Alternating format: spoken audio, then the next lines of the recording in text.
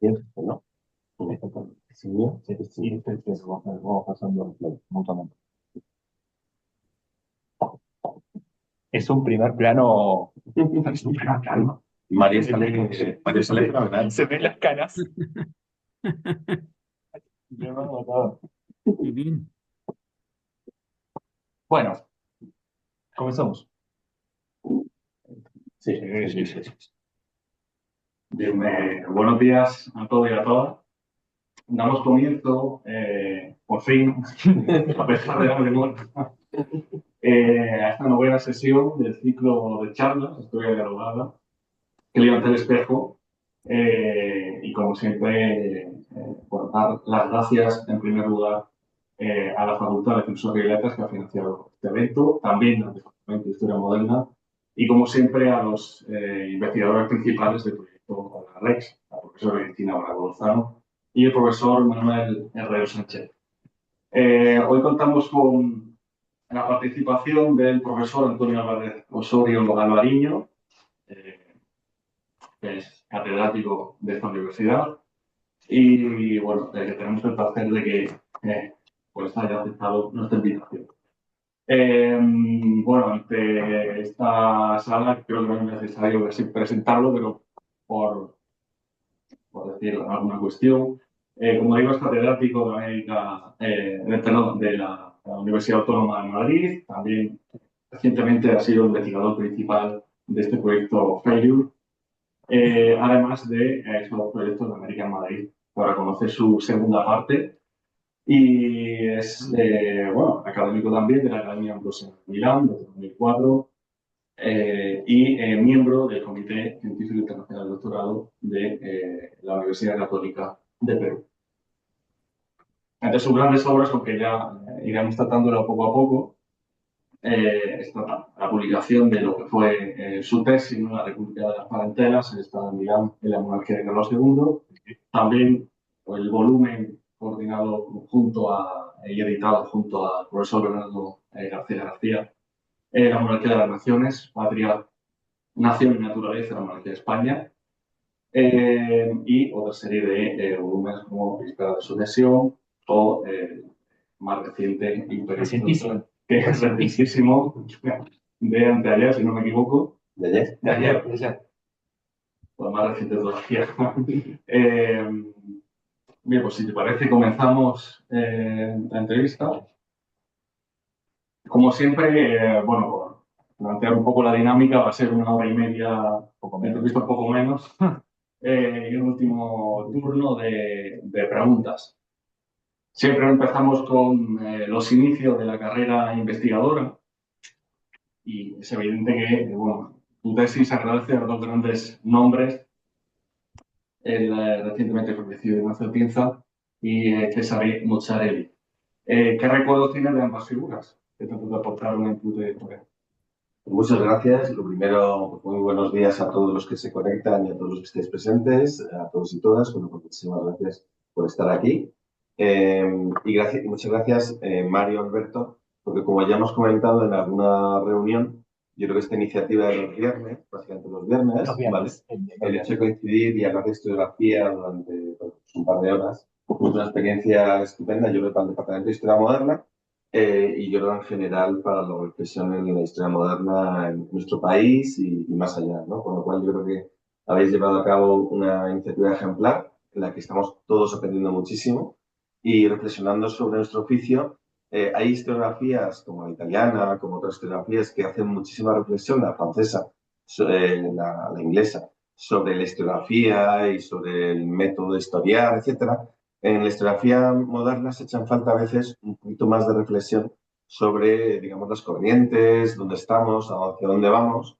Yo creo que la historia moderna y las humanidades en general están en una encrucijada y estas iniciativas lideradas por jóvenes doctorandos que van a dar lugar a publicaciones, que dan lugar a compartir en abierto pues, los debates, yo creo que es una iniciativa para el Departamento de Historia Moderna extremadamente valiosa, por lo cual mi gratitud muy sincera por este aprendizaje compartido, ¿no?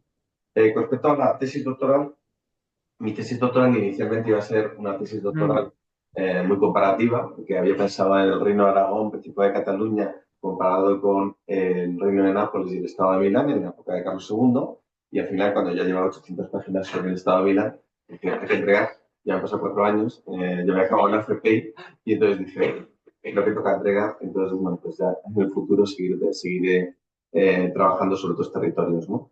El director fue Ignacio Atienza, pues una persona, pues bueno, recientemente fallecida, muy querida, y una persona pues que me abrió muchísimas dimensiones porque le tuve en primero de la entonces licenciatura de Geografía e Historia en esta Universidad Autónoma de Madrid en 1984 y era una persona extraordinariamente vivaz, dinámica, muy contracorriente, ¿vale? Algo que a mí me gusta, muy singular y de la que aprendí muchísimo. Aprendí sobre todo, yo creo que siempre digo, y lo decía en los agradecimientos, lo que es la estructura de la casa aristocrática. Yo creo que el magisterio de Ignacio Atienza fue comprender el papel de la nobleza, de la alta nobleza en el gobierno y en la dimensión social de la monarquía de España, pues esa reflexión sobre el pater familias, sobre lo que es la mujer noble, la casa aristocrática. Yo creo que nadie como él lo supo afrontar de una manera muy novedosa, una serie de artículos en los años 80 y principios de los 90 que para mí fueron pues seminales, ¿no? Bueno, mi verdadero maestro, lo he dicho muchas veces, es Cesare Mussarelli, amigo y maestro, primero amigo y luego maestro. Compartimos vacaciones familiares, etcétera, durante años. Y bueno, pues una persona brillante, de una conversación increíble, de un gran liderazgo. Organizaba muchísimos congresos, impulsaba mucho el Centro Studio Europa de Le Corti. Entonces, bueno, pues conocer a César en la residencia de estudiantes pues fue una experiencia luminosa que duró mientras duraban nuestras conversaciones hasta el último momento y, bueno, pues sigue muy presente pues en mi vida y en mi obra, ¿no? Como Vale. Sí, esa aportación del Centro de Estudios Europeos de la Corte, ¿cuál fue tu primera experiencia en los archivos italianos? Antes tuviste una breve experiencia en Simancas, en el Histórico Nacional. ¿Cómo fue ese cambio entre los archivos y ahora? Bien, a mí me interesaba, como comenté en un artículo de 1991, la Corte, un espacio abierto para la historia social, comprender la Corte de Madrid y me di cuenta que para comprender la Corte de Madrid había que alejarse de Madrid, como se aleja la correspondencia. Es decir, que estudiar el Archivo General de Palacio, estudiar el Archivo Histórico Nacional o Simancas es una parte, o el Archivo de la Corona de Aragón, donde pasé bastante tiempo, pero me faltaba, no, o sea, no solo la visión de los consejos, digamos las consultas, los decretos, las órdenes reales, me faltaba un poco lo que ocurría en Madrid visto de lejos, porque evidentemente todo el bullicio que había de agentes de negocios, de legados provinciales, de, digamos, aristócratas que se cartean, ministros, etcétera, pues hay que alejarse de a veces de Madrid para comprenderlo, para tener una visión articulada no solo de la teoría del poder, la jerarquía del poder más formal, sino sobre todo en la práctica del poder, es decir, la práctica informal del poder, ¿no? Entonces, bueno, pues el combinar Archivo General de Simancas, que siempre ir a entrar en el castillo es una experiencia mística para todos los modernistas, ¿no? Que nos, bueno, entrar en un archivo es una experiencia también de espiritualidad, ¿no? Desde mi punto de vista. Entonces, combinar lo que es la experiencia de los archivos españoles con frecuentar los archivos, en este caso italianos, por poner un ejemplo, ¿no? Pues yo creo que te permite complementar en la Biblioteca Tribuziana, el Istituto Cívico de Milán, la Pivistato, pues de repente encontrabas correspondencia de agentes de negocios que había en Madrid, etcétera. Entonces te empezaron a contar cosas de secretarios o figuras vinculadas con la corte del gobernador, los gobernadores de Milán, y entonces empezabas a comprender dinámicas que no aparecían en las consultas formales, ¿no? Entonces yo creo que es muy recomendable, como han dicho aquí colegas como Enrique Soria, como Celia Rey, como Paco Andújar, cruzar fuentes. Y yo creo que bueno, una oportunidad en mi caso de tener una FPI 4 años, que eran becas, no contratos, un contrato postdoctoral en Milán, en la Universidad Católica de Sacropura, y luego 3 años de beca postdoctoral me permitió recorrer buena parte de los archivos europeos y ver muchísima documentación, digamos, formal e informal sobre el gobierno de la monarquía, con lo cual, pues una experiencia recomendable. Cuando yo entré en la arquivista todo en Milano, me decían, creo que es el primer español que ha entrado a ver estos fondos, ¿no? Porque todavía, es decir, ahora se ha internacionalizado muchísimo. Las jóvenes generaciones de historiadores viajan con fluidez por todo el mundo, hay muchísima información online. Antes, pues cada vez que ibas a Italia ibas con una caja de estas de sobrepeso llena de libros y fotocopias porque no había nada sobre Italia en Madrid, sobre Italia, lo que llamamos, entre comillas, la Italia española, o mejor dicho, los territorios italianos en la monarquía de España, ¿no? Entonces, pues eso obligaba a un tipo de dinámica y luego ir a ver archivos, no se había internacionalizado tanto, estamos abriéndonos.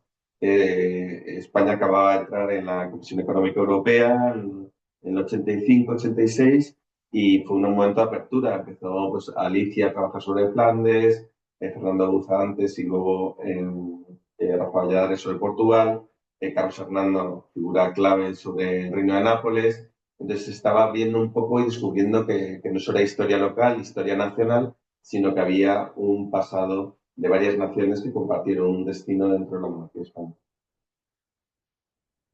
En ese sentido, es frecuente quizás, creo que una característica distintiva de todas las personas que han venido al ciclo hasta ahora, que la publicación de la tesis consiste como el primer gran, digamos, entre comillas, hito personal e historiográfico. Pero en tu caso, como mencionabas, está el artículo del año 91, el de la Corte de un espacio abierto para la historia social, que fue realmente disruptivo porque fue la forma en la que vos trajiste aquí a España una metodología, una forma de concebir la Corte que al menos aquí en España no se consideraba. Entonces, en ese sentido, te queremos preguntar con Alberto, ¿cuán importante es ese estudio de, cito, monarquía de cortes para entender este espacio que es una monarquía policéntrica? ¿Qué significó en términos de traer una nueva metodología y aplicarla aquí en España en esos primeros años 90? Muy bien, pues bueno, la historia un poco de ese artículo, creo que le he contado una vez en un artículo posterior, que fue un congreso de historia social en la Asociación de Historia Española de Historia Social, que se celebró en Zaragoza en el año 90 y bueno, pues yo fui a hablar de la Corte, ¿no? Entonces el relator de la sesión me riñó diciendo que porque hablaba de la Corte, del aparato de dominio, tenía que hablar de revueltas populares. Luego los temas cambiaron también por parte del relator. Y fue muy complicado publicar el artículo porque no querían publicarlo porque consideraban que no era el tono adecuado en un volumen de historia social. Como Ignacio Tienza era miembro de la ejecutiva, amenazó con dimitir si no se publicaba el artículo y consiguió publicar el artículo. Y curiosamente fue mi primer artículo publicado en el 91 y uno de los artículos más citados en Google Scholar que he tenido, era el más citado hasta hace muy poco, pero no sé por qué, Rango y Apariencia se empaña en adelantarle. Y entonces, fue muy disruptivo porque, bueno, pues había varias corrientes de estudio sobre la corte, que estaba la obra seminal de Norbert Elias sobre la sociedad cortesana, basada en la corte de Luis XIV, que a mí me encantó, publicada por el Fondo de Cultura Económica en México. Luego estaba, pero que no tuvo gran impacto en las Américas durante un tiempo. Luego estaba la corriente un poco anglosajona, que era sobre el Privy Chamber, etcétera, que era un poco las facciones en la corte inglesa, ¿vale? Con David Starkey, etcétera. Y luego había toda una corriente que a mí me parecía fascinante, que era el Centro de Estudio Europeo de Corte, que eran más de 100 investigadores, con un montón de volúmenes publicados en Bolsoni, en la Colana, en la colección de Biblioteca del Cinquecento, y no solo del Cinquecento. Y bueno, a mí me parecía porque ahí se mezclaban historias de la arquitectura, del arte, de la economía, digamos, visiones más antropológicas, de literatura, modernistas, con lo cual era un ambiente muy interdisciplinar, ¿vale? Muy renovador. Entonces, esa metodología sobre la corte, la sociedad cortesana, pensando en la Italia de los siglos XIV y XV, la corte, bueno, la evolución hacia las dinastías de señoría. Entonces, bueno, pues Mantua, Parma, Módena, bueno, Saboya, Roma, Nápoles, todo lo que queramos, pues de pronto, cómo trasladar todas esas reflexiones también sobre la tratadística del cortillano, que hacía Medeo Cuonda, Concesamo Sabelli, el Honore, el Útil, etcétera, esas categorías de un poco de cosmovisión, de una antropología cortesana que a mí me parecían muy novedosas, cómo trasladarlo al marco español, donde si vas a la Biblioteca Nacional en el año 90, buscabas la corte, decían corte y confección, ¿no? Cuando se buscaba, ¿no? Corte y confección. No existía el concepto de corte para historiográficamente, ¿no? Bueno, había estudios pues, sobre una etiqueta, había estudios sobre un mecenazgo de un rey, etcétera, pero no había una visión articulada de lo que era la sociedad cortesana. Entonces, bueno, pues el artículo lo que hice fue trasladar la reflexión de Europa de Le Corti y aplicarla a la monarquía de las Cortes, ¿vale? que entonces propuse ese término, viendo un poco México, Lima, Manila, Bruselas, Milán, Nápoles, Palermo, Cagliari, Barcelona, Zaragoza, o sea, todo un diálogo de sistemas cortesanos, ¿vale? Y entonces ahí planteé la idea de monarquías cortes, que la verdad que luego fue muy fructífera, tanto en la vieja Europa como en las Américas, ¿no? Entonces, bueno, ha tenido un recorrido ese concepto y se ha vinculado con esas constelaciones de poderes que están detrás de la idea de monarquía policéntrica, ¿no? Es decir, Madrid es corte real, pero las otras cortes también son cortes reales. Y entonces, ese diálogo de cortes reales, y Madrid no es la ciudad más grande de la monarquía, es Nápoles, con lo cual es una, frente a otros modelos como París, Londres, Lisboa, de, digamos, monarquías occidentales, pues es un modelo bien diferente el de la monarquía de España y por tanto hay que comprender esa diferencia, ¿no? Siguiendo con el tema de la monarquía de Cortes, también has hablado en un artículo sobre esa ciencia áulica, ¿no? Haciendo referencia a esa tratadística cortesana, en esa transición entre esa nobleza, digamos, guerrera y esa nobleza cortesana. Te quiero preguntar a qué te referías con ese concepto de ciencia áulica y por qué cayó en el olvido después del reinado de Carlos II.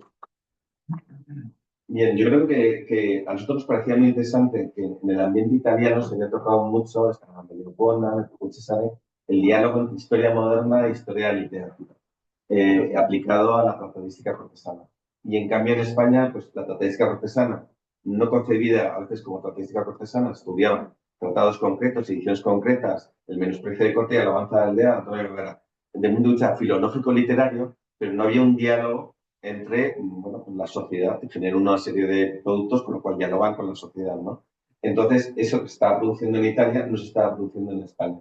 Entonces, en el artículo Corte y Cortesanos en la monarquía de España, lo que dice es una panorámica de toda la tratadística áulica, digamos, desde finales del XV hasta principios del siglo XVIII, viendo su evolución, viendo cómo llegan arquetipos, modelos, la triada de Amedeo Condan, que era el Cortillano de Sá de Castiglione, que se lo entrega a Carlos V en Madrid y lo hace imprimir para entregarlo a Carlos V en Madrid, la edición de lujo, ¿vale? Pues sobre las cartas que están en Roma, en el archivo apostólico, y, bueno, pues, digamos, el Baltasar Castiglione y Cortillano, Amedeo Condan, Archivili y Conversaciones, y sobre todo el Galateo de Giovanni de la Casa, ¿no? El cardenal de la Casa, ¿no? De esa tríada, cómo afecta, cómo llega la influencia. Entonces hay un diálogo muy potente que es la Italia invadida por potencias bárbaras durante las guerras de Italia, Francia, las Españas, el Imperio, y cómo, pues bueno, ahí está buena parte de la aristocracia, están circulando modelos y se crea un diálogo entre Italia-Francia, Italia-Imperio, pero también Italia-España mirando a las Américas, ¿no? Entonces ese diálogo surgirá el Siglo de Oro, Garcilaso de la Vega, Cervantes, todo lo que son los modelos literarios adaptados, readaptados y transformados en la literatura del Siglo de Oro y su proyección americana, entonces se crean la cultura hermética, la emblemática del Chato, que es un tocado lombardo, cómo circulan el finísimo viaje, el séquito de Felipe se encuentra con Andrea del Chato. Entonces están circulando modelos italianos con el ámbito de las Españas y circulando hacia América. Entonces, todo ese proyecto y comprender que no es un género literario, es un género también histórico, en el sentido de que está explicando la transición de la nobleza de la caballería a la cortesanía, con el arte de la discreción, con el arte de la prudencia, con la prudencia áulica, con el arte de la observación, el arte de la conversación. Entonces, todo este género. Entonces, me ha interesado siempre mucho y sigue interesándome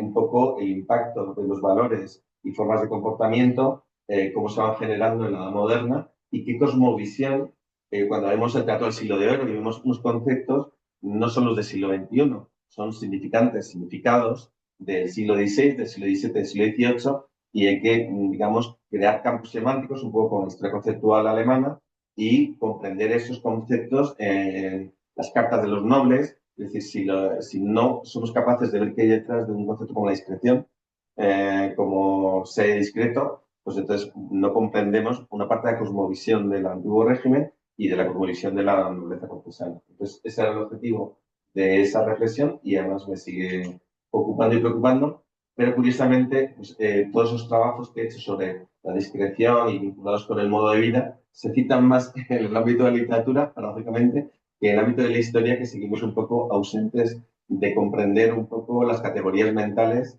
de esa nobleza cortesana. Es una paradoja, pero no, sigue interesando más a los literatos que a los historiadores. Intentando aunar tanto el ámbito cortesano como otro de los temas que han trabajado, que es Carlos II, mucho tiempo. Y quiero avanzar un poco más en el tiempo y en el año 92 es cuando Peter Berg saca su libro de la fabricación del 14, un libro súper interesante y por demás citado. Y en este sentido, dado que Carlos II y el 14 eran contemporáneos, quisiéramos saber si es posible hablar de la construcción de una imagen de Carlos II y en caso de que fuese así, cuáles son o cuáles serían esas principales características y diferencias con el Rey Sol, de acuerdo a lo que a vos te parece en función de tus estudios sobre su persona. Bien, de luego, Carlos II, junto con Milán y la modalidad cortesana, es otra de mis fascinaciones a lo largo de 3 décadas y media o más, porque ya me empezaba a gustar en la historia de nuestro abuelo, Modesto, la historia del general de España, de Modesto Lafuente, pues esos tomos enormes, rojos, editados en Barcelona, gigantescos, pues ahí me acerqué a la figura de Carlos II con 10, 11, 12 años y me fascinó. Y desde entonces pues ha habido un vínculo que ha durado un poco hasta nuestros días, ¿no? Entonces, en ese sentido, yo creo que es muy relevante un poco lo que comentas de la figura de Carlos II. Pues de Carlos II lo que me interesaba no es tanto participar en procesos de canonización reciente, ¿no?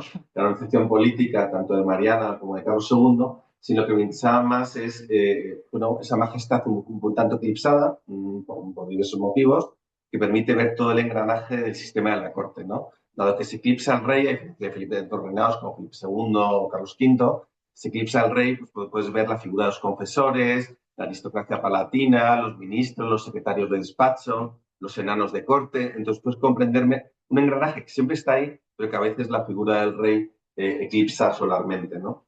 Entonces, yo creo que la fabricación de Carlos II sería muy optimista, porque a diferencia de Luis XIV y Peter Berg, la reflexión que hace sobre la fabricación de Luis XIV, que es un rey que antes de reinar, aunque ya es rey en la minoría de edad, con su madre y con Cardenal Mazzarino, está creando toda una, digamos, escenografía y coreografía de la majestad a través del baile, del ballet. Entonces el rey baila, entonces ese control del cuerpo y control de los elementos escenográficos, entonces él brilla en el escenario hasta que muere Mazzarino y dice, comienzo el gobierno personal y traslado un proyecto que es de teatro, ¿vale? De ballet, de música bailada, digamos, al teatro político, ¿no? Entonces, hay una consciencia en las reales academias, el uso de las culturas ecuestres en las principales ciudades de Francia, del Reino de Francia. Es decir, hay todo un discurso muy elaborado de la imagen del rey, que es que el rey es consciente en usar ese recurso, ¿no? Evidentemente con sus secretarios, con sus facciones, con sus ministros, etc., ¿no? En cambio, en el caso de Carlos II, se trata de un proceso mucho más negociado y compartido. Es decir, por un lado está la imagen rutinaria del rey, las rutinas del rey, que lo que hace es seguir una estela, que es la pietas austríaca, la pietas hispánica, el culto eucarístico, la pietas mariana, el culto de las reliquias, la devoción a los santos, que eso es pietas austríaca, pietas hispánica, desde, digamos, Carlos V, si queremos, incluso de Felipe I, la primera vez que pasa por Castilla, ¿no? En la Casa de Borgoña, ¿no? Entonces, él por un lado repite esas rutinas, que además Mariana es gestora de ellas por la conexión con Viena, con lo cual tiene a su madre buena parte de su vida, muere en el 96 su madre. De hecho, yo creo que probablemente mi hipótesis es que su gran apoyo y confort es tener a su madre relativamente cerca, ¿no? Y eso es lo que le da vida y prolonga su vida, porque su hermana evidentemente había fallecido mucho antes y sus hermanos habían fallecido con 1 o 2 años, ¿no? Entonces, pues el rey repite un poco estas cuestiones de legitimación como razón de religión, la pietas, ¿vale? Que es uno de los principales discursos de la realeza hispana en la Edad Moderna, y lo va combinando con un giro hacia el comercio, hacia la razón de comercio, con la creación de la Junta General de Comercio. Entonces, el rey como benefactor de la abundancia, de la felicidad de los súbditos, está produciendo ahí un cambio latente con las juntas de comercio que sufren muchas ciudades entre la imagen de rey piadoso a rey benefactor vinculado con el comercio, ¿no?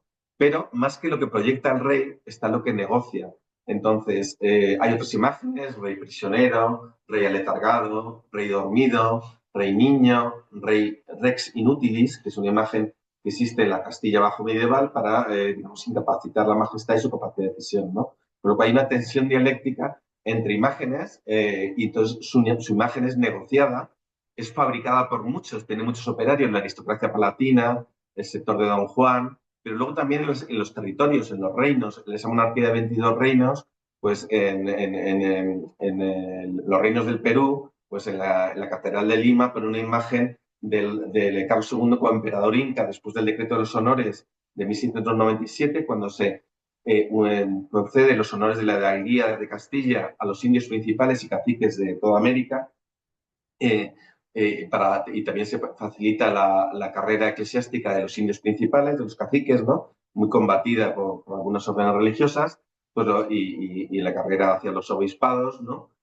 Pues yo creo que en ese momento pues le ponen como, gracias al decreto de 1797, como padre de los indios, y le ponen como el último emperador inca, ¿no? Entonces, van surgiendo imágenes en muchos territorios. En el Reino de Navarra recrean las crónicas, en los libros de los fueros, una supuesta imagen de un alzamiento en un escudo por los ricosomes navarros, por la nobleza, la baja y mediana nobleza, los palacianos Navarra, los señores de caserío, proclamando a Carlos II. Esa imagen nunca ha existido, pero son las apropiaciones que hay de la imagen de Carlos II, las que surgen en Nápoles, que estudió Diana Carrió, la imagen en Mesina, que tomó el conde de Santesteban ecuestre después de la nueva planta.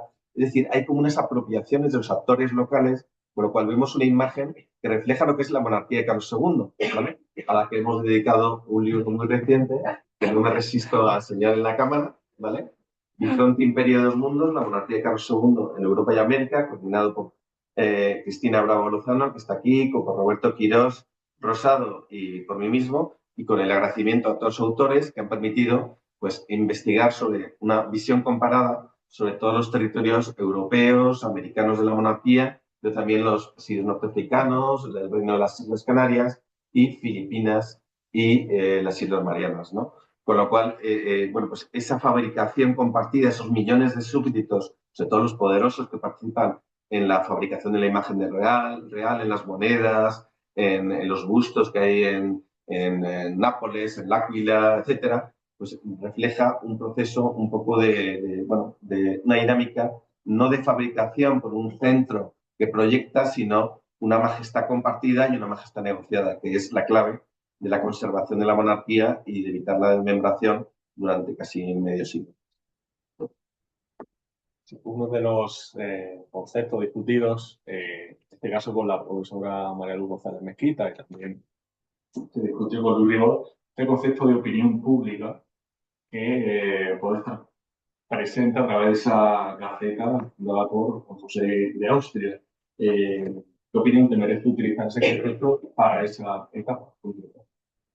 Bien, yo soy muy partidario del uso del término opinión común, ¿vale? Para evitar un poco la polémica sobre si hay opinión pública, cuándo empieza a verla, etc. Evidentemente, la segunda mitad del siglo XVII es una época fascinante en ese sentido, en la construcción de una opinión común en las principales ciudades de la monarquía, en los ámbitos mentideros, etc. Porque es la época, efectivamente, de cuando surge el género periódico, las gacetas periódicas, ¿no? Lo que llamaríamos mutatis mutandi, muy anacronistamente, el periodismo moderno, ¿no? Entonces, la génesis del periodismo como forma de influir y de crear opinión tiene lugar en buena parte de Europa en el siglo XVII, es cuando se consolida. Están las gacetas holandesas, están el inglés, están muchos fenómenos en distintas partes de Europa, Francia, Italia. Entonces, lo que sucede en España es que el precursor, evidentemente, es el entorno de Don Juan.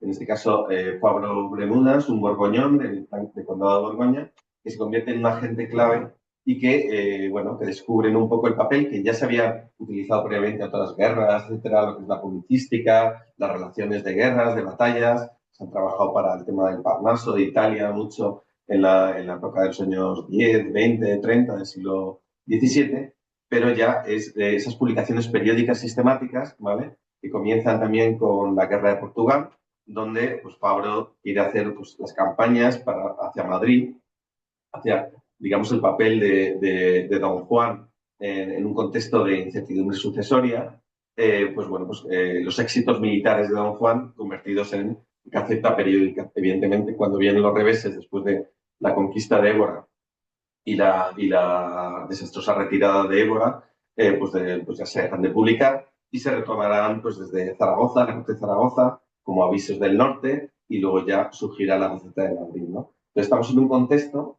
que es esas publicaciones periódicas como el instrumento propagandístico de facciones en la corte, y luego hay otro momento que es en un contexto mucho más amplio, que es la Guerra de Papeles. La Guerra de Papeles que trabajó magistralmente Eloís Herman, y que, bueno, pues coincidiendo con la muerte de Felipe IV, ya antes había habido sátiras, evidentemente, no era un género novedoso, pero la producción sube exponencialmente en algunos momentos concretos, digamos, de conflicto de facciones en la corte, que es a partir del 68-69, cuando Don Juan es perseguido y, por tanto, él mismo utiliza esa opinión común, cartas a las ciudades, cartas a las diputaciones de los reinos, es decir, usa cartas públicas, cartas publicadas también desde Junquera, en distintos momentos, en 68-69, en enero, febrero del 77. Es decir, utiliza un poco el género de carta pública para crear una opinión a favor, por parte no solo de la aristocracia palatina, de la élite ministerial, de los consejos y de las secretarías,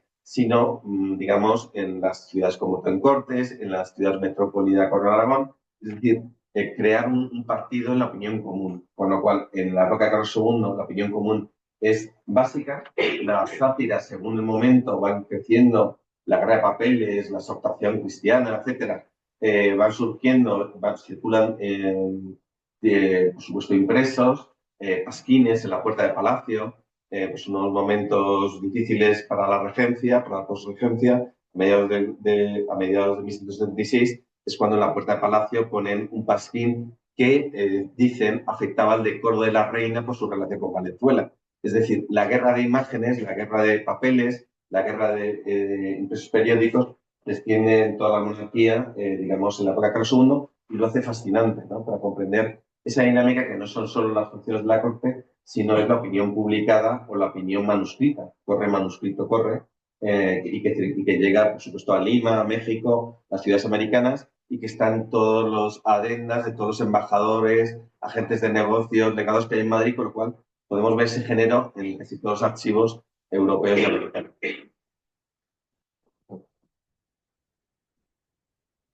Avanzando un poco más en cuanto, ya quizás no tanto a temas, sino a publicaciones en concreto, nos gustaría focalizarnos en primer lugar en el libro Monarquía de Naciones. Comentamos anteriormente sobre Monarquía de Cortes, ahora Monarquía de Naciones, del año 2004, el libro que coordinás con Bernardo García García, y que quizás una primera lectura, al menos cuando lo comentábamos con Alberto, nos hace pensar que el libro tiene, en nuestra opinión, tres grandes virtudes.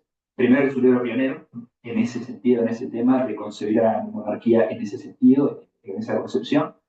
En segundo lugar, que el índice es muy interesante respecto a que hay medievalistas, hay musicólogos también, hay incluso historias que tratan más de la edad contemporánea, y en el que vos también en esa introducción hablas de la iglesia y el ejército como ámbitos en los cuales se puede indagar en las naciones. Nos interesa quizás cómo fue el proceso de, primero, concebir el seminario, que dio resultado de un libro, y cuál era el objetivo o de dónde partió esa idea de monarquía de naciones, o cómo se gestó junto con Bernardo. Muy bien, pues muchas gracias. Bueno, fue un proyecto muy bonito. Fue un seminario que hicimos en la Fundación Carlos de Amberes en el 2003, que se llamaba La Monarquía de España, Espacio Plurinacional.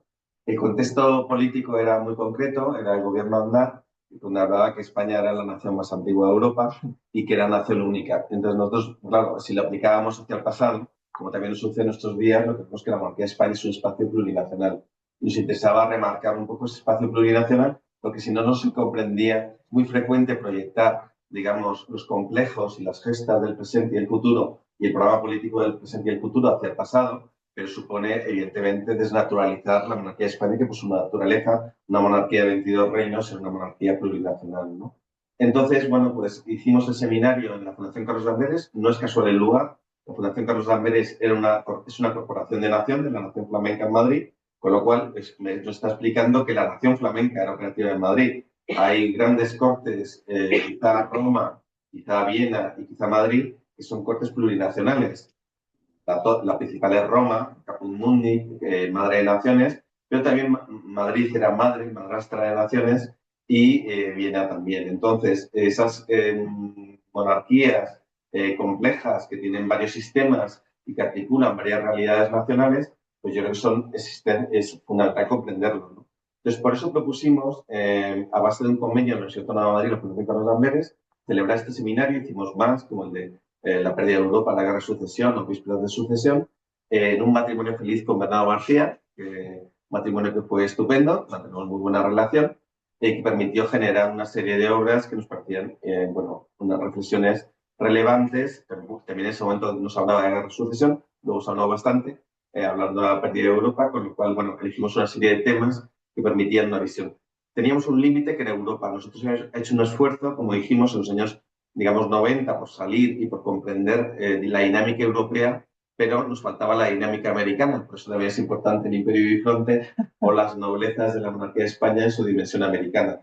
Es decir, bueno, reconstruíamos un puzzle que era el gobierno europeo de la monarquía, en el que vamos a ir trabajando en los próximos meses, y tenemos un libro pensado para el próximo año, el gobierno de Europa en la monarquía de España, que nos acaban de encargar.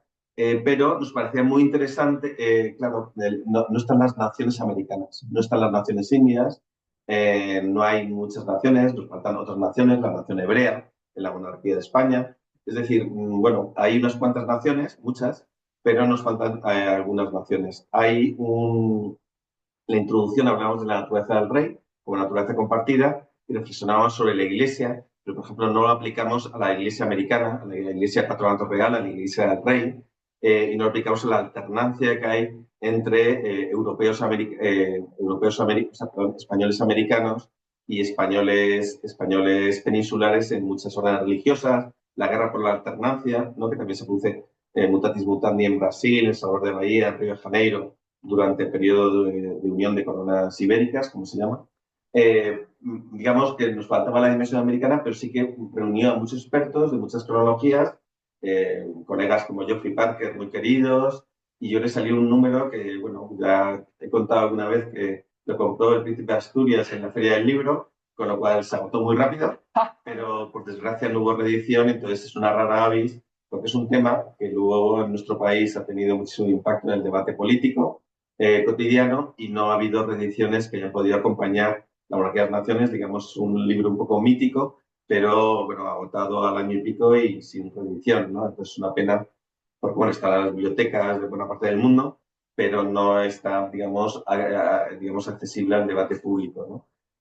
Bueno, fue un libro muy bonito, una iniciativa bonita. Ya en esa época me estaba metiendo en la gestión y luego ya los tiempos eran más medidos, pero en la gestión académica, pero bueno, fue una iniciativa estupenda y creo que también bastante seminal, ¿no? Otro gran resultado fue el libro Víspera de sucesión, Europa y la monarquía de Carlos II, que se publicó en 2015.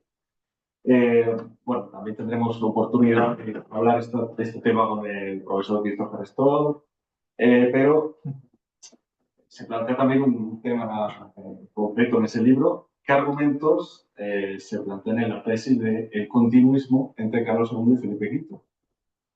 Muchas gracias. Yo te doy cuenta que no te había respondido una cosa, el título, La monarquía de las naciones. La monarquía de las naciones es el título de un tratado de Campanella, Tommaso Campanella, de monarquía de le nazioni, que a veces pensaba más, bueno, pues primero empieza elogiando a Francia, luego acaba elogiando a España y luego acaba elogiando a Francia, ¿no? Pero lo aplicamos a la monarquía de las naciones. Yo pensaba en la corona de Aragón como una monarquía de naciones y por tanto propuse, lo tenía reservado para un libro sobre la corona de Aragón, pero al final dije, bueno, pues lo cedemos aquí. Y bueno, pues para mí es un título que funciona bastante bien, la monarquía de las naciones, patria, nación y naturaleza, la monarquía de España. Y Víspera, ¿vale? Que también es un título muy querido, pues bueno, también fue una labor conjunta con Bernardo García, ¿vale? Que la verdad que la edición es óptima y el cuidado de la edición de la Fundación Carlos Gamberes siempre es óptima. Centros de estudios de Carlos Gamberes fue durante una época un centro de referencia donde había jóvenes y donde se renovaba la historiografía modernista española. Y en el caso de Víspera de sucesión, de nuevo solo de la dimensión europea, con lo cual siempre nos faltaba pues, otras partes del mundo, sobre todo pues, América y Asia. Y en Vísperas de Sucesión, respondiendo un poco a tu pregunta, lo que veíamos un poco es otra cuestión que hemos trabajado luego también con Giuseppe Bonini y Elena Riva en el libro que se publicó en Milán sobre las transiciones, ¿no? Que un poco con la idea ya empezar a romper 1700. Yo creo que la historia moderna tenía, sigue teniendo en parte algunos problemas estructurales. Uno era la división 1700 entre los estudios dieciochistas, el dieciochismo que miraba sobre todo las reformas ilustradas, la ilustración, más bien la segunda mitad del 18, en el cual era un apéndice previo para eliminar la primera mitad del 18. Entonces teníamos un poco el dieciochismo, ¿no? Que también pasa en Italia, el Settecento Reformatore, entonces el mito de la ilustración y que eclipsa a veces el primo Settecento y el Settecento del reformismo católico, Muratori, etcétera. Y bueno, pues en 1700 y luego la monarquía de los Austrias. Entonces están los que trabajaban la monarquía de los Austrias, pero se paraban en 1700, no se contagiasen de las pelucas, aunque había pelucas previas y corbatas, y estaban los dieciochistas que no entraban en, digamos, en el oscurantismo del último Habsburgo, ¿no? De las postrimerías de la Casa de Austria, ¿no? Entonces, entre esos dos polos, romper 1700 me parecía un empeño historiográfico crucial, ¿no? Entonces, bueno, lo llevan llevado a cabo muchos equipos, como el de Paco Andújar y Pilar Ponce sobre la corrupción y la venalidad, que empezando en el siglo XVIII pues, se incluyó en el siglo XVII. Es decir, que cada vez hay más, digamos, propio Alvareda ha trabajado finales del XVII y también el XVIII. Entonces, cada vez más grupos están rompiendo 1700, ¿no? 1700 con una influencia de la historiografía francesa, con una visión como muy francesa, cuando es muy también italiano. Entonces, bueno, yo creo que se está rompiendo 1700 y viendo continuidades e innovaciones. Hay bastantes continuidades, cuando uno piensa en el regimiento de la Guardia del Rey y en las guardias de Corps, cuando uno piensa en el papel de la Secretaría de Despacho Universal, que después de la muerte de don Luis de Haro en 1761 coge mucho peso político y se convierte en un órgano clave, digamos, del proceso político de gobierno de corte en todo el reinado, en la regencia de Mariana de Austria, en todo el reinado de Carlos II, y tendrá su continuidad con las secretarías de Estado y Despacho en la época de Felipe V. Están las nuevas plantas, la nueva planta se ensaya en Solsona en 1658, se aplica también al Traco Condado, al Condado de Borgoña, con la supresión del Parlamento de Dol, como también se estudia en este libro que estoy promocionando hoy, en 1668, 69, 73, etcétera, con todos los proyectos de nueva planta que se aplican al Condado de Borgoña, se aplica a Gante, a la ciudad de Gante, por haberse entregado a los franceses a partir de 1178, se aplica a toda la Sicilia Oriental después de la revuelta de Messina por el conde de Santesteban, como estudió Luis Ribot de forma magistral, y toda esa nueva planta, ¿vale? Con italianos como Patiño, como Ametller, que ha sido consultor del Reino de Sicilia, se acaba aplicando a la corona de Aragón con Felipe V, con lo cual tenemos neofloralismo, tenemos nueva planta, tenemos guardias de corps, pero tenemos también cambios sustanciales. Gradualmente Felipe V, que empieza con un consejo de gabinete que mantiene los consejos, mantiene la aristocracia palatina, poco a poco, y sobre todo después de 1710, va eclipsando, se separa de los grandes, y los grandes ya no están en la dirección del gobierno político, como han estado en la época de Carlos II y en todo el siglo XVII, sino que están en las casas reales, en la esfera, digamos, socioeconómica, hay una endogamia de los grandes, para fusionar muchos linajes, pero ya no dirigen el gobierno de la monarquía de España durante el siglo XVIII, ¿no? Salvo excepciones, el conde de Aranda y algún otro, ¿no? Y Carvajal como segundo, ¿no? Es decir, que la aristocracia, la alta aristocracia, es apartada, con lo cual hay continuidades y hay diferencias en la gestión de la agenda política, ¿no? Continuamos avanzando y si ahora nos quisiéramos detener en un tema que combina dos, podríamos decir, por un lado la guerra de sucesión española y por otro lado tu interés tan marcado por los editores italianos. Y recuerdo un artículo, no estoy seguro del año, creo que 2018, quizás estoy errado, probablemente, en el que hablas de la desmembración de la monarquía entre 1706 y 1713. Y nos interesa saber cuáles son los factores que vos crees que explican esa desmembración, si fue quizás resultado únicamente de derrotas militares, o si tal vez hay otros factores que condicionaba a la monarquía de España en un contexto asignado por justamente el conflicto dinástico. Bien, yo creo que de nuevo que es interesante romper 1700 para responder un poco a esa pregunta. Es decir, si cogemos un marco cronológico más amplio, quizá comprendemos mejor una serie de procesos que tienen lugar. Yo arrancaría casi, si queremos, un poco en la época de Conde Duque, ¿vale? De Olivares, es decir, la entrada de los neerlandeses en Brasil, hasta el primer intento con Salvador de Bahía en 1624, que es fallido, con la recuperación de Bahía en 1625, pero luego está la entrada neerlandesa en Pernambuco y su estabilización, ¿no? Recife y Olinda, a partir de los años 30, ¿no? Entonces, a partir de ahí la monarquía, y sobre todo después de la declaración de la guerra con Francia de Richelieu de 1635, la monarquía tiene, pues, como todos los rivales, ¿no? Un colapso fiscal, ¿no? Está sucediendo con Inglaterra y decapitan a un rey, a Carlos I Estuardo, está sucede con Francia y las fondas, es la guerra de los 30 años y su sangría demográfica y económica del Sacro Romano Imperio, con lo cual, digamos, Europa está muy sacudida, ¿no? Evidentemente, la monarquía sufre las revueltas de Cataluña, de Portugal, las revueltas de Flandes, de Nápoles, de Sicilia, la conspiración de la aristocracia en los años 30 en Países Bajos, con lo cual ya en los años 30 hay como una corriente sísmica que afecta a todas las grandes monarquías de Europa occidental y que, digamos, es una guerra abierta, una guerra total, una guerra a muerte. El reinado de Carlos II es casi de Felipe IV es casi una guerra abierta permanente en todos los frentes, se combate en Asia, en Filipinas, se combate en América, se combate en Europa, ¿no? Se combate en el norte de África, por lo cual es una guerra total que exige una movilización de recursos totales y donde las monarquías que pierdan pueden romperse en pedazos, ¿no? Entonces, después de las revueltas de 1640, pues bueno, pues digamos, en la diplomacia europea surge la idea de que la monarquía se puede desmembrar, es decir, se puede romper. Y de hecho hay proyectos, evidentemente, en 1635, cuando Francia salía con todos los potentados vecinos para invadir Milán, se reparte Milán, digamos, sobre el papel, y entonces el duque de Saboya será duque de Milán y trocea los territorios, ¿no? Con lo cual hay un plan ya de reparto de la monarquía en los años 30, ¿no? Años 40, años 50. La monarquía sobrevive, fracasa Don Luis de Haro y Felipe IV intentó recuperar Portugal y por tanto, bueno, firma la paz de los Pirineos, que supone básicamente la desmembración de un territorio relativamente pequeño, Rosellón y Cerdaña, la Cataluña Norte, hasta nuestros días, y bueno, pues zonas de la frontera flamenca, como ya había ocurrido previamente con los neerlandeses, ¿no? Bueno, yo creo que el gran reto de Carlos II es la conservación de la monarquía y para ello llega a acuerdos con los grupos de poder y para ello hace una variedad de legislaturas a gran escala, es decir, bueno, pues hace una serie de cambios sociales, de cambios políticos que permiten la conservación de la monarquía hasta la guerra de sucesión.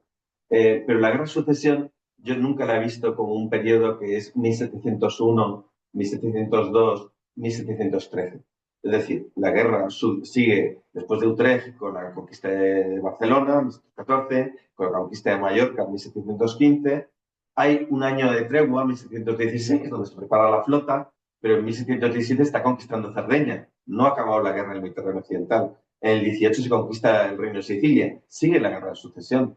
Es decir, todas las potencias se unen en Europa en la Cuádruple Alianza, imponen dejar Italia y impiden la conquista directa de Italia, que Italia se reintegra a la monarquía como territorio de soberanía, pero ya de nuevo, bueno, pues con la trayectoria de Don Carlos, primero como duque de Parma, heredero del Gran Ducado de Toscana, y luego a partir de 1733-34 como rey de Nápoles y Sicilia, pues sigue la historia de la guerra de sucesión. La guerra de sucesión, desde mi punto de vista, se cierra, evidentemente, el Tratado de Viena en el 1725 a nivel formal, pero luego sigue la guerra, y por tanto se cierra con el Tratado de Aquisgrán en 1748. No olvidemos que en diciembre de 1745 y enero de 1746, Felipe de Borbón, hijo de Felipe V, está en Milán y es aclamado como duque de Milán y tiene la corte del duque de Milán un Borbón vinculado a la corte de Madrid. Es decir, los resultados a la monarquía de España le cuesta mucho asumir la pérdida de Italia. Entonces, primero quiere recuperarla con dominio directo y la tierra, por la política de equilibrio, no quiere y al final, bueno, pues sí que tendrá que conformar con el reino de las dos Sicilias como estado dinástico vinculado a la corona y con el Ducado de Parma, Piacenza, Guastalla y Sabbioneta, los Borbón-Parma como también Estado dinástico, ¿no? Esta es la fórmula de compromiso cuando Felipe quería ser o duque de Borgoña en Bruselas o duque de Milán en Milán. Uno de los temas también que trataste ya desde tu tesis y luego en una serie de artículos es la cuestión de la venalidad, que has comentado. En el caso de las magistraturas, tanto en Milán como en Nápoles, también a la hora de la venta de títulos nobiliarios. El otro día, hablando con el profesor Francisco Andújar, parecía que los procesos de venalidad muchas veces a los puntos son secretos, pero en el caso de Milán y Nápoles parece que de una forma más pública en el cual se venden esas magistraturas. ¿Qué caracteriza ese proceso respecto a otros? Bien, la venalidad, que era el tema principal de mi tesis doctoral, ¿no? En el año 94, la venalidad se había estudiado en el ámbito de los oficios medios e inferiores en Castilla, lo he trabajado Francisco Tomás de Valiente, se había trabajado la venalidad de oficios medios y menores en Indias, ¿vale? Con lo cual se solía decir, la historiografía solía decir que a diferencia de la monarquía de Francia, que usaba la venalidad de forma sistemática en los parlamentos, en los pays d'État, es decir, toda la élite togada era venal en la monarquía de Francia, la monarquía de España no había sido así. ¿De acuerdo? Hay algún artículo concreto, de alguna coyuntura concreta, de Domínguez Ortiz, la posible venta de algún virreinato, pero digamos que era muy fácil reunir la bibliografía sobre la venalidad de oficios en la monarquía de España porque no había mucho y porque era muy concreto lo que había. Entonces, cuando empecé a trabajar sobre Milán para mi tesis doctoral, pues me encontré la venta de las magistraturas, iniciando pues, en 1673, entre 1673 y 1676, la venta de los cuestoratos del magistrado ordinario y extraordinario, de capa y espada y togados, las grandes magistraturas de la Hacienda, la venta y luego la venta de puestos senatoriales del Senado de Milán con sus 14 asientos, con plazas supernumerarias en los años 80, 90, etc. ¿No? Una venalidad, un proceso a gran escala de una dimensión inmensa, que no estaba citada por la historiografía. No existían, digamos, referencias a la venalidad de magistraturas en Italia en la época de Carlos II, con lo cual no había referencias. La venta la hace el Consejo de Italia inicialmente entre el 73 y el 76, la hacen los regentes, es decir, los consejeros del Consejo de Italia. Es un proceso público en el que no solo es el que más dinero ponga, sino también es el que, digamos, tiene más relaciones en la Corte de Madrid, ¿no? Se venden los puestos a 8.000 reales de A8, a 10.000 reales de A8, y sirven para pagar la guerra básicamente con Francia, con el 1914, y la guerra provocada por la revuelta de Mesina. Con el dinero obtenido se podía pagar, por ejemplo, el alquiler anual de la flota holandesa, la flota neerlandesa, que es la que combate a la flota francesa de Colón en la Sicilia Oriental, ¿no? En el Tirreno.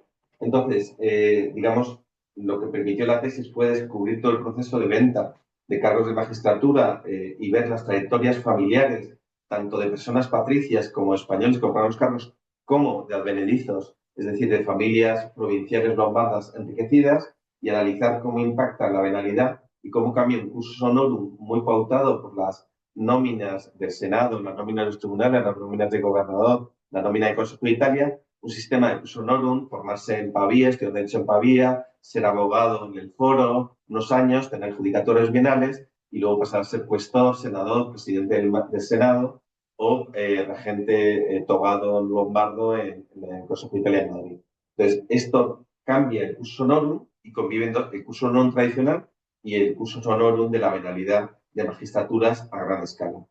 Esto lo estudié también para Nápoles entre el 73 y el 76, porque pasa lo mismo con los tribunales supremos del Reino de Nápoles, con lo cual se venden magistraturas en el Reino de Nápoles. Lo he estudiado por un periodo posterior en Sicilia, porque como en Sicilia las judicatorias eran bienales, excepto el Tribunal del Patrimonio que controla la Hacienda, donde son vitalicias, pues lo que sucede es que en la época del último virrey de Felipe V, antes de Utrecht, de 1613, la entrega al Ducado de Saboya, pues desde 1707-8 hasta 1613 se venden todos los puestos, hasta los pretores de Palermo, se vende todo en Sicilia para pagar la guerra porque no llega dinero de Madrid. Madrid tiene a veces tropas austracistas en Madrid, desde el lado borbónico tiene que salvar a la cabeza y por tanto el reino de Sicilia se autofinancia por el Marqués de los Balmases, un hispano-genovés, no es casualidad, y la red Spínola en base a la venalidad, ¿no? Entonces, este fenómeno en Italia, evidentemente, yo ya en la tesis había visto, porque sí que se había trabajado y muy bien lo que era la venalidad de puestos de oidores en América, ¿vale? Es decir, hay un libro fundamental que es de la impotencia y la autoridad, donde pues los estudiadores norteamericanos planteaban cómo desde 1780 se venden los puestos de oidores, ¿no? Pero no dialogaba Europa y América, pues esta fractura que hemos dicho entre la historia de América y la historia moderna entendida como historia de Europa, ¿no? Entonces no había un diálogo donde todo lo que se ensaya en el laboratorio político italiano del 73 al 76 se convierte en un modelo de gobierno de América y permite que entren los españoles americanos en las audiencias, los criollos, y se convirtió en un modelo en los reinos hispanos peninsulares cuando se extiende en los años 80 y 90 la venalidad a gran escala, ¿no? Entonces luego el grupo de Paco Andújar ha liderado pues, toda esa investigación que arrancando en el 18 y viendo un poco estos precedentes, pues ha aplicado el sistema de la venalidad al conjunto de la monarquía, ¿no? La venalidad es un tema crucial y por tanto la monarquía de Carlos II y la monarquía de Felipe V y la monarquía de Fernando VI y la monarquía de Carlos III en Viena, desde el Consejo Supremo de España en Viena, son monarquías que usan la venalidad como un instrumento ordinario de dominio, como una forma del arte de gobierno, con sus implicaciones sociales, lo que me interesa, de movilidad social tremenda, de ruptura de una sociedad estamental, porque se venden títulos de nobleza, se venden feudos, se venden puestos de magistrados, con lo cual el salto en la sociedad política, el cambio en la sociedad política que tiene lugar en la segunda mitad del 17 y primera mitad del 18, es una transformación social a gran escala en la monarquía de España, en cualquiera de sus dimensiones, incluyendo bienes. Otra de las facetas es tu participación en una serie de trabajos por conmemoración con los centenarios de, de Carlos V y Felipe II. Ya se lo planteamos al profesor Luis Ribot, pero en caso, ¿cuál crees que es el rol del historiador en la dimensión pública de la sociedad? Pues, bueno, la verdad que los centenarios de Felipe II y Carlos V fueron un momento interesante para algunos jóvenes historiadores, ¿no? La comisión de Sociedad Estatal para la conmemoración de los centenarios la presidía Luis Miguel Enciso, que es una persona de una mentalidad muy abierta, de un talante liberal, gran conversador, una persona muy ingeniosa, a la que yo apreciaba mucho. Estaba también ahí Luis Ribot en una buena parte de las iniciativas, ¿no? De esas sociedades estatales, ¿no? Y bueno, también trabajaba Carlos Hernando como responsable científico y entonces, bueno, eso permitió, había digamos, una ventana de oportunidad para que jóvenes historiadores, como soy yo, como bueno, Manuel Rivero pudo publicar ahí su tesis en la colección, Felipe II y el gobierno de Italia, publiqué el libro sobre Milán y los gobernadores, Felipe II y los gobernadores de Milán y la Corte Provincial de Milán. Es decir, creó una serie de oportunidades y también permitió organizar un congreso que fue importante para nosotros en 1998, el Congreso de Felipe II, que coordinaba José Martín de Millán, en el que yo fui secretario académico y que permitió pues, unir a colegas italianos, portugueses, franceses, en un gran congreso, colegas americanos, en un gran congreso de Felipe II, luego hubo los congresos de Carlos V, con lo cual fue, digamos, un proceso de renovación historiográfico muy, muy interesante. Evidentemente, pues, se buscaba también ensalzar un poco ese momento de esplendor de la monarquía de España. También hubo varias exposiciones donde pude intervenir como asesor en Valladolid sobre Felipe II y fue todo un aprendizaje y una experiencia y nos permitió a los jóvenes pues, cobrar un protagonismo un poco secundario, muy organizativo, pero muy intenso a la hora de renovar un poco los estudios sobre ese periodo, ¿no? Y a mí personalmente me permitió ir a muchos archivos italianos y Viena, etcétera, y encontrar papeles de Carlos V, en la Biblioteca Marchana encontrar papeles sobre Fernando el Católico y la conspiración del gran capitán para sublevar el reino de Nápoles. Es decir, viajar al siglo XVI y ver papeles desde 1500, ¿no? Y ver sistemáticamente sobre el modo de vida, que se reflejó en distintas publicaciones, no sobre Carlos V, Felipe II, etcétera, ¿no? Con lo cual, para alguien que había trabajado una cronología de segunda mitad del 17 y había trabajado también el Estado de Milán en la época de Felipe V y de Carlos III y gobernado por Viena, pues fue muy interesante el viaje al siglo XVI un aprendizaje que me ha permitido tener una visión, digamos, más dinámica de la historia moderna y más completa, probablemente, y también de sus puentes documentales que sigo teniendo y que sigo utilizando. Ya pasando a las últimas dos cuestiones antes de dar paso al público.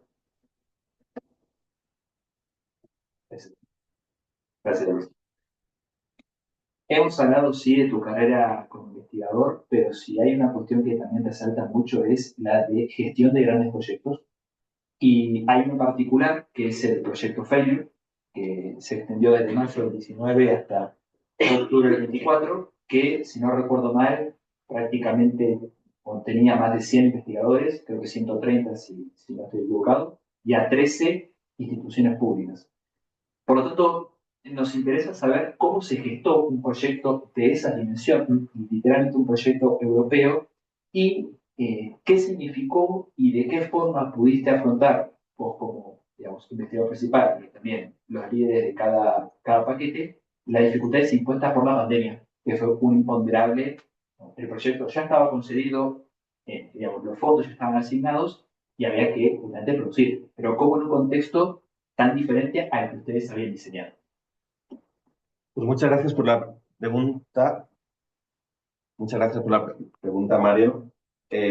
Bueno, yo creo que para comprender un poco lo que es la coordinación de grandes proyectos, una cuestión muy importante que es en nuestra carrera, un poco como historiadores, ¿vale? Tenemos varias dimensiones, ¿no? Una dimensión muy clara de la investigación. Solemos tener una gran vocación por la investigación que nos lleva a estar rodeados de papeles y a hablar con los muertos, ¿vale? Hablamos con personas del siglo XVII constantemente, que son nuestro entorno cotidiano, con lo cual no practicamos el espiritismo, pero casi. Y entonces, bueno, pues por un lado la investigación, es decir, estamos hablando con las sociedades del pasado, con las gentes del pasado, con las personas del pasado, ¿no? Con sus ambiciones, sus dramas y sus sueños y sus frustraciones, ¿no? Y sus condiciones materiales de vida. Con lo cual, la investigación, luego está la docencia y es la oportunidad de poder dar clases, es un privilegio absoluto el poder interaccionar, ¿no? Y aprender de las personas que están en un aula. Entonces, yo creo que es una de las grandes oportunidades que tenemos, las que tenemos que dar gracias. En el pasillo de la facultad no suele que quejarse. Es bueno a veces dar gracias, ¿no? Como yo digo, por los dones recibidos, ¿vale? Son muchos. Y luego tenemos otra parte que tiene que ver con la transferencia, como cómo volcar a la sociedad lo que hacemos para no estar en una torre de marfil, para no ser una institución ahí pues, que se mire el ombligo a sus escuelas, a sus prácticas y nos olvidamos un poco del tejido social que nos financia y al que nos debemos, ¿no? Por compromiso cívico, como por ejercicio básico de la ciudadanía. Y ahí voy a donde vamos, está la gestión. Entonces tenemos dos tipos de gestiones, que es la gestión de la propia universidad, ya que somos desde la fundación de la universidad, como dicen las partidas, somos una corporación de maestros y alumnos, de profesores y estudiantes, con lo cual esa corporación, bueno, autorregulada es algo fascinante, ¿vale? Y entonces, bueno, pues la experiencia para gestionar grandes proyectos la adquirí en mi experiencia en la gestión académica. Yo ya había sido, como estudiante, representante estudiantil en claustro y creamos asociación de estudiantes y bastante combativo, algunos todavía se acuerdan. Y luego pues, fui representante un poco de becario, etcétera, en Junta de Gobierno en 2001 con Raúl Villar. Y a partir de ahí, cuando tuve ya un contrato más permanente, como Ramón y Cajal en 2003, pues me llamó el decano, Huberto Magó, y yo formé parte del equipo de Canal, delegado rector, 9 años vicerrector, 8 años director de un Instituto de Estudios Avanzados, ¿no? Y ahora coordinador del programa de doctorado hasta el 1 de septiembre, ojo sabático, ¿no? Entonces, bueno, pues 20 años de experiencia en gestión, si quieres, en cargos unipersonales, te permite gestionar comisiones delegadas, la estrategia UAM 2025 de la universidad, la comunicación, etcétera, con lo cual te permiten, digamos, coger un estricto, que es muy útil cuando tienes que dirigir un proyecto de 165 personas, ¿vale? En 13 instituciones, bueno, instituciones europeas, París, Múnich, Lisboa, instituciones americanas, Brown, Johns Hopkins, Tulane, México, Perú, Santiago de Chile, Mar del Plata, lo más importante, y Niterói, junto a Río de Janeiro, Federal Fluminense, ¿no? Entonces, entre Mar del Plata y el mundo, ¿vale? Pues el aprendizaje de equipos compartidos, la gestión de un presupuesto de 1.300.000 euros, bueno, pues cuando dejo el vicerrectorado en 2017, aunque soy director del MIAS, pues tengo algo más de tiempo y eso pues permite generar un grupo gracias a Pedro Cardín, que nos unió en matrimonio temporal, a Saúl Martínez Bermejo y a mí. Y entonces, como ellos tenían mucha experiencia en la gestión de proyectos europeos de movilidad, pues nos animó a presentar un proyecto RISE, ¿vale? Y entonces, bueno, fuimos a verle ahí a Lisboa, Saúl y yo. Y bueno, Saúl con Solén se le ocurrió la idea del fracaso en una conversación matutina, ¿vale? Que hemos recreado en el último acto del proyecto. Y bueno, se creó un grupo de trabajo donde estaba Valerio Rocco, que entonces era vicedecano de investigación de la Facultad de Artes y Letras de la Autónoma y ahora es director de Centro de Bellas Artes. Grupo de filósofos y historiadores modernistas con muchos predoctorales. Y esto es fundamental, los predoctorales son cruciales a la hora de gestar un proyecto, ¿vale? Fueron cruciales en ese proyecto, con lo cual se creó un equipo con varias generaciones. Yo era coordinador accidental, quizás porque era más viejo, ¿vale? Y entonces lo que hicimos fue, bueno, pues presentar una propuesta y lo sorprendente fue que, bueno, aquí hay dos personas en primera fila que estaban en esa reunión desde el primer instante de su concepción. Y entonces, bueno, pues ese proyecto fue exitoso, ¿vale? Paradójicamente. Les gustó mucho la temática y el enfoque, la verdad que estuvo muy trabajado. El consorcio funcionó muy bien. Empezamos el 1 de mayo del 2019. Es el primer proyecto de esa envergadura, proyecto europeo, Horizon 2020, que lideraba la Facultad de Filosofía y Letras, ¿vale? Es el primer proyecto de humanidades y ciencias sociales europeo liderado en la UAM, por lo cual también para nosotros es un orgullo pues, visibilizar la investigación en artes y humanidades de nuestra universidad y su liderazgo, por qué no decirlo.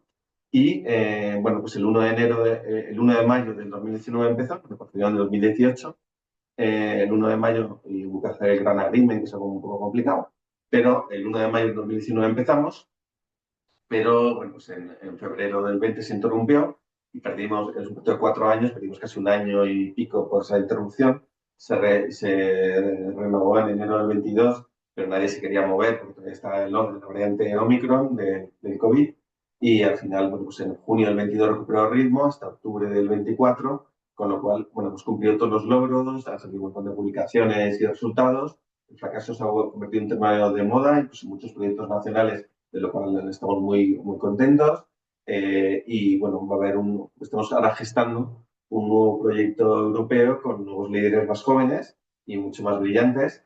Y estamos muy ilusionados porque queremos, bueno, esta perspectiva del fracaso que aplicamos Europa y América siglos XVII y XIX, queremos aplicarlo un poco a todo el planeta y está llegando hasta el siglo XXI con aportaciones de la politología, de la antropología, etcétera, ¿no? Entonces, bueno, muy motivados por ese proyecto, se ha creado un consorcio, una integración Europa-América muy potente, muchas redes de amistad y de complicidad académica que se reflejan en todas las publicaciones que hacemos. Se han creado muchas redes bilaterales muy intensas, también a nivel americano y a nivel europeo, por lo cual estamos súper felices con los resultados del proyecto y sobre todo con la compañía humana y con el buen ambiente que ha habido en el mismo, ¿no? A pesar de la dificultad de la distancia, del COVID y el parón. Y luego también eso generó Hermanos Pequeños, que es el proyecto de América en Madrid, ¿vale? Como un desarrollo un poco de ese proyecto, que es un consorcio de la Comunidad de Madrid, financiado por la Comunidad de Madrid entre el 2000 y el 2023, que nos permitió ver las raíces del Madrid americano y ahora acabamos de tener un nuevo proyecto de todas las universidades públicas madrileñas, el Madrid americano, 300.000 euros de presupuesto para ver el Madrid americano hasta el 2021 en una comunidad donde pues, 1 millón de habitantes de los 7 han nacido en Latinoamérica, con lo cual hay un Madrid latinoamericano hoy que tiene sus raíces desde finales del siglo XV y que tiene su proyección al siglo XXI si queremos que Madrid sea una ciudad de referencia y un puente entre Europa y el continente americano.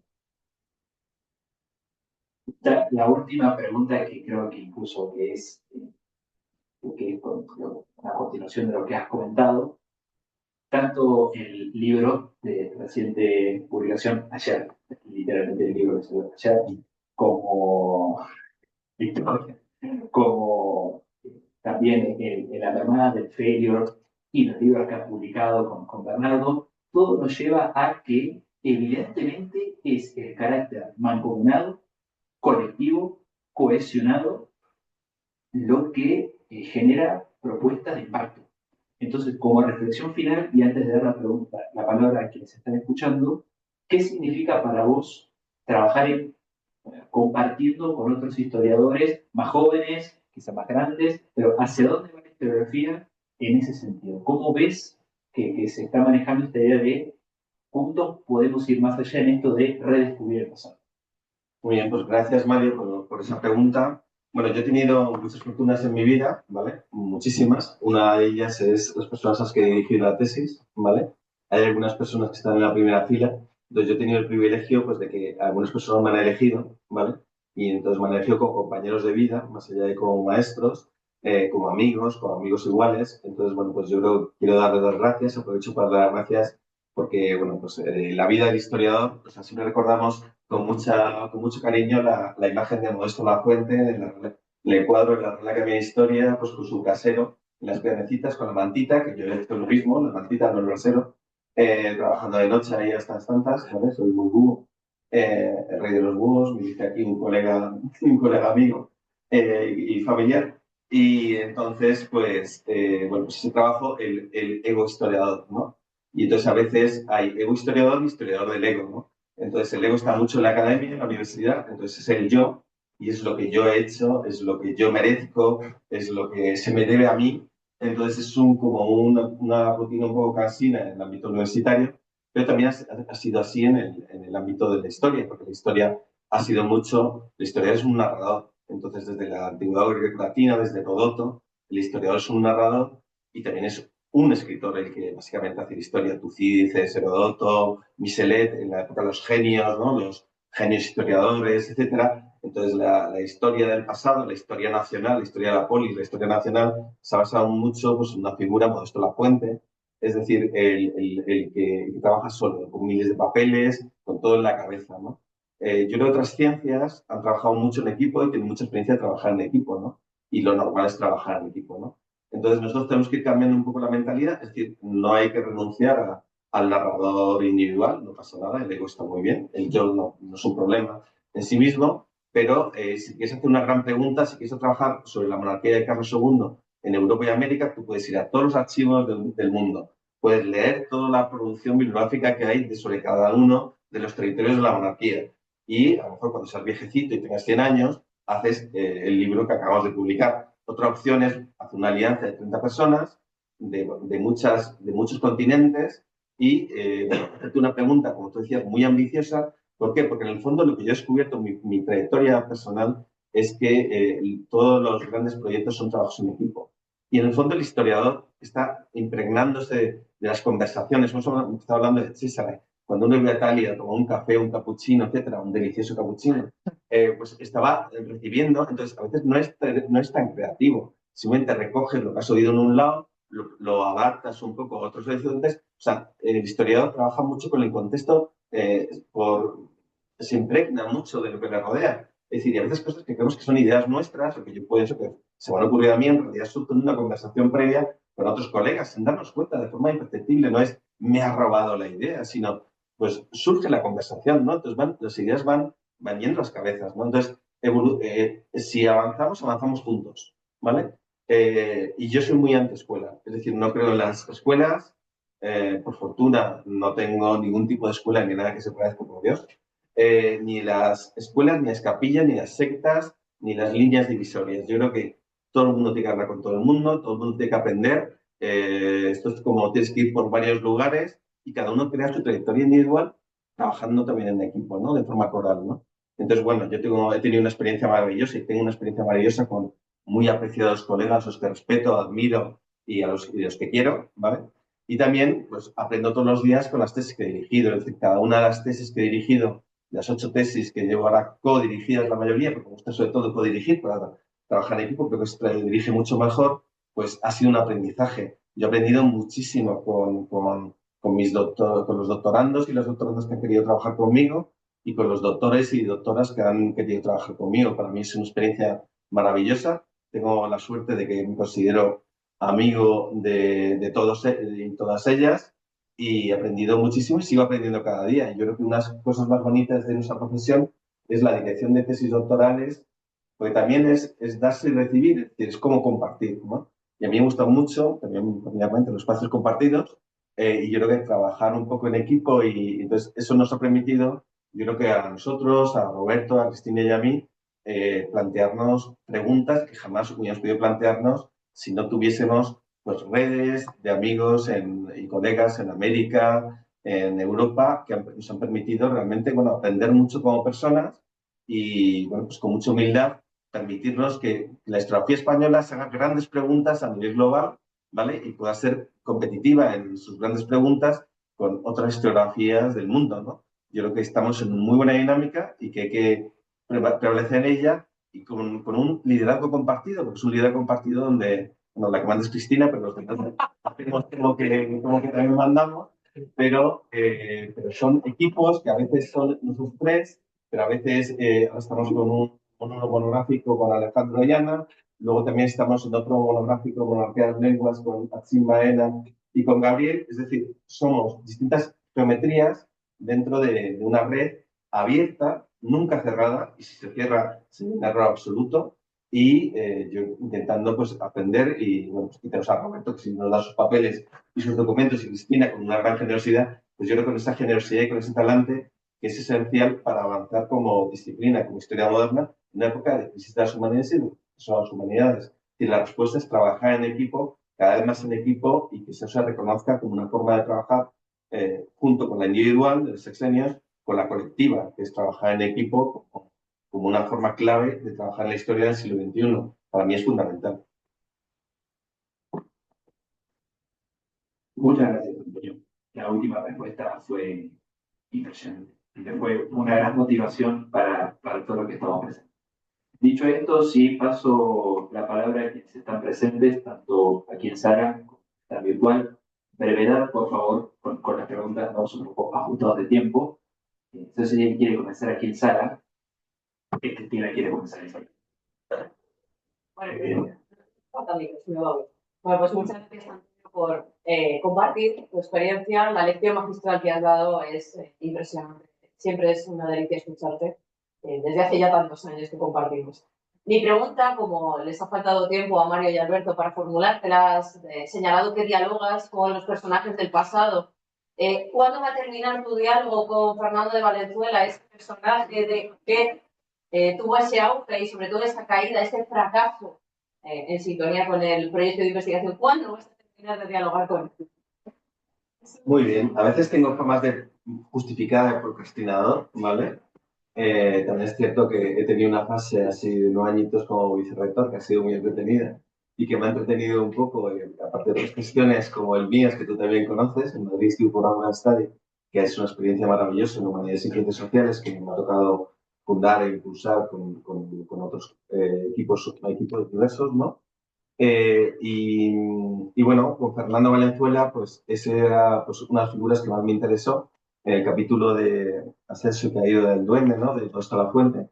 Entonces, desde entonces dije, quiero hacer una biografía de Fernando Valenzuela. Yo creo que llevo ya probablemente el 70% publicado en base a folletines, a avances, estos como la publicación periódica, ¿no? Hablaba Arturo Pérez Reverte, ¿no? De los folletines, ¿no? Pues yo he ido sacando muchos avances, ¿vale? También para sexenios es más útil un artículo de revista para hacer aparentemente que un libro. Entonces, bueno, pues hemos ido avanzando un poco en esa línea. Yo planteo el 2027, porque el sabático lo voy a dedicar al proyecto de Roberto Quirós, IP1, de la monarquía de los agentes, en los archivos americanos, europeos, italianos, etcétera, con todos los miembros del equipo. Y quiero, bueno, tranquilamente, porque me gusta redactarlo bien, ¿vale? Entonces, bueno, aunque ya está redactado yo creo al 70%, me queda un poco la época de primer ministro y, bueno, la caída, el destierro, etcétera, que hay menos documentación. Hay mucha documentación por el tema jurisdiccional en Roma. Pero bueno, no, la verdad que no me queda muchísimo. Pero bueno, ya estará cerca la biografía de Un duende en la corte, Ascenso y caída de Fernando Valenzuela, bueno, que se lo expliqué a Luis Ribot en la escalera de la Biblioteca Nacional. Iba a ser mi tesina y se ha quedado ahí. Con lo cual ya se acerca el momento. También porque, bueno, por fortuna voy cerrando un ciclo de gestión del que he aprendido muchísimo y puedo dedicarme 100% a la investigación, ¿no? He escrito unas cuantas miles de páginas, unos articulones, como dice Alistair Malcolm, pero ahora voy a seguir escribiendo articulones, ¿vale? O voy a volver a escribir articulones, creo, pero si Dios mediante.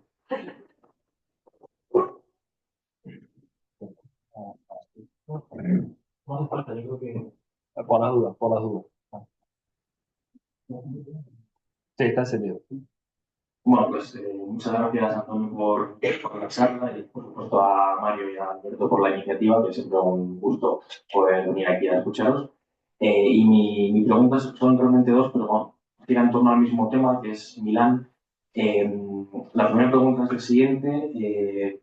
Merced a tu investigación, que se te puede considerar como el máximo especialista sobre la Lombardía en la moderna, ¿qué significaba la Lombardía para la monarquía de España? Esa sería la primera pregunta. Y la segunda es acerca de la problemática de los genízaros.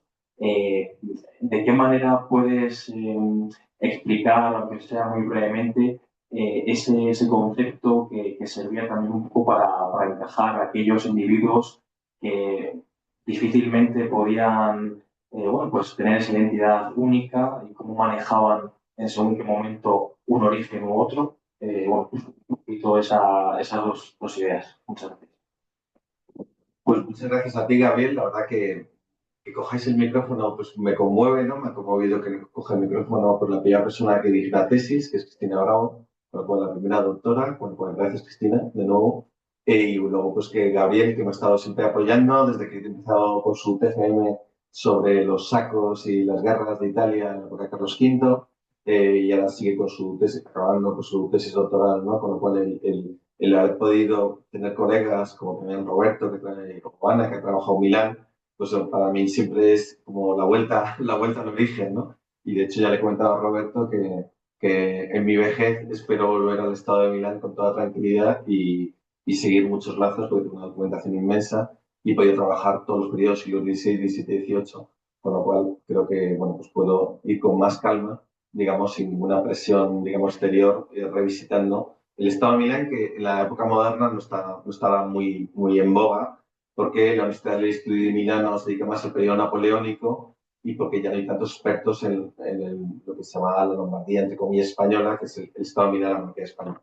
En ese sentido, nosotros vamos a hacer dentro del proyecto Agencia, ¿vale? Está comprometida la publicación de la biografía de Fernando Valenzuela, Glux, y está comprometido a hacer un gran seminario, el Estado de Milán en la monarquía de España, ¿vale? Donde estaréis invitados muchos de los que estéis aquí y todos los que se quieran sumar, donde queremos hacer un punto de inflexión, ¿no? Mirándose desde el primer momento, si queréis, la política de Fernando Católico en el Estado de Milán, cuando se convierte en un sujeto importante para la política de los reyes católicos, ¿no? El Estado de Milán en el contexto de las guerras de Italia, la invasión de Carlos VIII de Italia, hasta, digamos, el Consejo Supremo de España, Viena, si queréis, María Teresa, Amor de Soria, ¿no?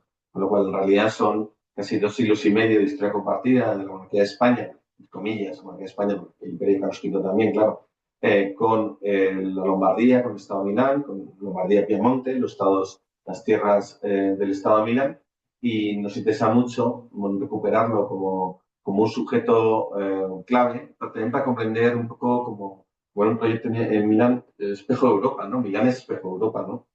Se había visto como la Italia de la dominación bárbara, la Italia de los españoles, el mal gobierno español, Manzoni, etcétera, y en realidad lo que estamos viendo es un poco que lo que ocurre en esos territorios es lo que ocurre en buena parte de Europa, con lo cual refleja unas dinámicas europeas de monarquías dinásticas agregadas, etcétera, que es importante comprenderlas más allá de la óptica de la historia nacional decimonónica, ¿no? Entonces, bueno, yo creo que el Estado de Milán es un espacio muy interesante, ¿vale? Es un laboratorio, hemos comprobado con el tema de la venalidad, hemos hablado de la venalidad del Estado de Milán 1673-76, ¿no? Es un gran laboratorio de análisis que nos acerca mucho, que conecta con Viena, que conecta con el Sacro Romano Imperio como feudo imperial, que dentro del puzzle de la monarquía es muy estratégico, evidentemente mirando al norte. Cristina Bravo es una experta en el norte, y entonces es también una pieza que conecta al norte con el resto de la monarquía, con la dimensión mediterránea, y por tanto yo creo bueno, que permite, digamos, muchos tipos de análisis, ¿no? También entendiendo que es un feudo imperial, como es un feudo pontificio, con lo cual la complejidad jurisdiccional, los feudos imperiales, la intervención de hecho en los feudos imperiales, la creación de feudos del rey de Castilla en Italia, que da pie a muchísimos temas de muchísimo calado, ¿no? Con lo cual, bueno, pues yo creo que el Estado de Milán y la monarquía de España es otro de nuestros grandes desafíos y nos va a permitir revisitar un tema que es la denominada, mal denominada, que es la República Española, que es la Italia y la monarquía de España, que después de la jubilación y a veces la desaparición de grandes figuras como Giuseppe Galasso, como Vittorio Scutellus, como Tokyo Cesare Mozzarella, como mismo Ligresti, pues digamos que antes era pues, uno de los platos fuertes de la historiografía modernista italiana y últimamente pues está un poco orillado, aunque tiene muy buenas propuestas, como el libro que acaba de salir que coordina Alban con Benoît Morisot.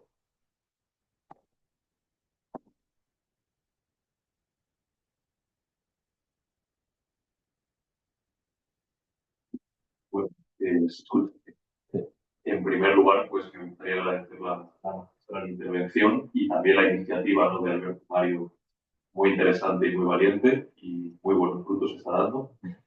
La pregunta que me gustaría hacer es, siguiendo la línea de la importancia del trabajo en equipo y pues viendo la experiencia en gestión y coordinación, es las claves para llevar a buen puerto obras colectivas. Por ejemplo, con este Imperio Bifronte de dos mundos, pues planteando unas preguntas que son muy ambiciosas y la envergadura de coordinar la obra de una treintena de autores, ¿no?, para que tengan sentido y conformen un todo, ¿no? A la hora de la selección de los autores, de establecer unas pautas para que cada uno no vaya por su lado, sino que tengan un sentido. Sí, la pregunta es muy pertinente porque nos mete un poco en las raíces, gracias Jaime, de la historia comparada, ¿no? Nosotros hemos propuesto, los fundadores son Cristina y Roberto, el seminario de historia comparada Resucesión, que ya va por la 14ª edición, dentro de unos días, ¿vale? Y va a continuar con la 15ª sobre la monarquía de los agentes, ¿vale? Aprovechamos para sacar ya, anunciar la siguiente. Y, bueno, desde el principio se planteó, en los 2 primeros seminarios se fue dando un poco una metodología que era optar por la historia comparada y, bueno, pues en volúmenes como las noblezas en la monarquía de España, del que hemos hablado, pero que también es un retoño del que estamos muy orgullosos, fue muy laborioso su elaboración, pues lo que nos planteamos es proponer, por ejemplo, 5 variables de análisis, ¿no? En el caso de las noblezas de la monarquía de España es cómo se define la nobleza en cada territorio, qué estrategias hay de transmisión patrimonial en cada territorio, sucesorias, el servicio al rey, servicio al reino, el estilo de vida y modo de distinción y la venta de nobleza y los procesos de movilidad social, de ascenso y caída, con lo cual planteamos 5 preguntas e intentamos que todos los artículos respondan a esas preguntas para permitir la comparación del lector, ¿no? En la introducción solemos plantear intentar sacar los primeros frutos de esa comparación, pero luego el lector puede comparar, con lo cual no es tanto somos interdisciplinarios porque hay gente de arte que escribe lo suyo, somos tal, o sumamos territorios, sino disciplinar al volumen con 5, con 4, con unas categorías debatidas y asumidas por todos y todas de análisis, y luego está la generosidad de los colegas que siguen confiando en nosotros y enviándonos sus artículos para grandes volúmenes colectivos, ¿no? Entonces, yo creo que la clave es encontrar, nos ha pasado también con Bifronte Imperio, planteamos planta de gobierno, planteamos el impacto del comercio, de la guerra, de la venalidad. Entonces, planteamos una serie de preguntas que pueden funcionar en un territorio o no, la creación de cronistas, discursos de pasado. Entonces, uno puede hacer énfasis, hay flexibilidad, no es algo rígido, pero el lector va viendo los mismos ítems, ¿vale?, en todos los ensayos. Entonces, eso permite, en la introducción, lo que intentamos plantear de una manera muy amplia, ¿vale?, cuadros analíticos, interpretativos, es decir, nos salimos un poco de entornos descriptivos, y huele estupendamente el libro de Roberto, nos salimos de entornos descriptivos e intentamos llegar a categorías analíticas interpretativas y a grandes preguntas o a grandes hipótesis que luego pueden ser refutadas, pero digamos que en la introducción intentamos ser bastante ambiciosos en cuanto a digamos, las respuestas de las preguntas que llegan a formular el seminario Resucesión correspondiente. Gracias por la pregunta porque es muy pertinente. Hola. Hola. Bueno, muchísimas gracias, Antonio, por esa intervención, aunque bueno, en mi caso voy a tener que incorporarme un poquito más tarde y de nuevo Alberto y Mario por esta iniciativa que ya lleváis unos cuantos y todavía queda cuerda para el rato. Uno de los aspectos que han estado un poco volando en estas intervenciones previas, pero que creo que tiene una aplicabilidad que me diferencia de otras actividades editoriales, colegas, es que estas investigaciones no están ajenas a la realidad física y a la realidad educativa. Monarquía de. ¿Me puedes comentar un poco esta vinculación entre la investigación pura y dura y también su aplicabilidad en el ámbito educativo, la capacidad formativa de estos volúmenes, o cómo al revés se han nutrido de los debates previos? Sí, yo creo que hay un tema muy importante ahí que también ha sobrevolado todo el debate hoy, y es el tema de transferencia, ¿no? No lo hemos glosado con detalle, ¿no? Pero ya sabéis que los proyectos como Mermat, América en Madrid y el Madrid Americano tienen una gran parte de transferencia, que es la creación, por ejemplo, de rutas turísticas, con una aplicación móvil, con geolocalización. Es decir, cómo aplicas lo que... Este es un archivo, viendo, pues el archivo de protocolos, viendo documentos de los agentes de negocios indianos en Madrid, y cómo cuentas eso, digamos, a la sociedad, a un público de forma extractada, con expertos, ¿no? De turismo, de la Escuela Politécnica Superior. Entonces, yo creo que es clave la capacidad que tengamos de transferencia. Yo creo en ese sentido, pues Cristina nos ha liderado mucho con Semanas de la Ciencia, con nuestros investigadores, con cómo llegar a distintos públicos. Respecto a Mermat, teníamos pues trabajar tintes, los tintes que trabajan las comunidades indígenas, la grana cochinilla, el palo de Campeche, pues trabajarlo con las escuelas, con los colegios, con niños, y los niños hacen un plumario con distintos colores, utilizando las técnicas un poco químicas que usan las comunidades, el mordiente, etcétera, que hacen las comunidades indígenas, con lo cual, digamos que vamos del archivo a la calle, al colegio, a la escuela, a la sociedad, ¿no? Y las redes sociales, ¿no? Entonces intentamos un poco crear ese diálogo un poco. Luego has aludido a una cuestión clave que yo creo que planteamos muchos problemas. Intentamos comprender la monarquía de España como un cuerpo, ¿vale? Es discutible, ¿vale? Eso es discutible, pero es un sistema imperial articulado. Entonces intentamos comprender que es un cuerpo orgánico donde hay muchos millones de habitantes, muchos millones de personas. Intentamos hacer unas respuestas, ¿no? Entonces lanzamos preguntas a través del máster de filosofía e historia, la asignatura que tenemos, ¿no? ¿Es una monarquía de naciones? ¿Es una monarquía de nobles? Como pregunta, ¿es una monarquía de ciudades? ¿Es un imperio de ciudades? Que será el próximo libro de Iberoamericana que vamos a publicar con Manuel Herrero y Cristina Bravo. ¿Es una monarquía de devociones? ¿Una monarquía de lenguas? Será el siguiente libro que va a salir también. ¿Cuál es el uso de las lenguas en la monarquía? Entonces vamos lanzando varias preguntas, la monarquía de los mares, la monarquía de las universidades.